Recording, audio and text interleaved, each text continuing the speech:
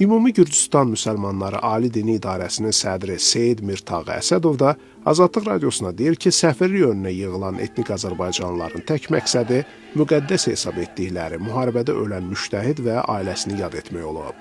Həmin paylaşımından 2 gün sonra keçmiş prezidentin Gürcüstanda İranla bağlı təhsil müəssisələrinin bağlanmasına çağırışı haqqında isə Əsədov deyir ki, Saakashvilinin dediyi tamamilə əsassızdır. Həmən o mədrəsə Saakashvilinin dövründə fəaliyyət göstərib və var idi və bu gün də davam edir. Yəni Gürcüstanda yeni deyil.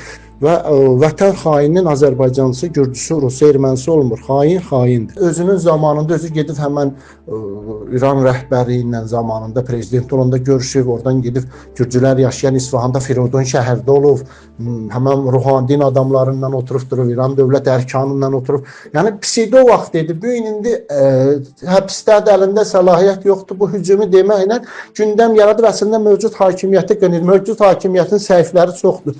Biz də qınayırıq, amma buradan bizim üstümüzdən sui-istifadə edib, həm də Azərbaycanı qataraq bir qarşılıqlı bir şey eləməklə öz aləmində xal tutmaq. Əsədov dövlətə xəyanət edənlər arasında nə vaxtsa etnik Azərbaycanlıların olması halını istisna etmədiyini deyir. Lakin əlavə eləyir ki, bunu sanki kütləvi hal kimi dəyərləndirmək, bütün etnik Azərbaycanlıları belə ittihamla üzbəüz qoymaq doğru deyil.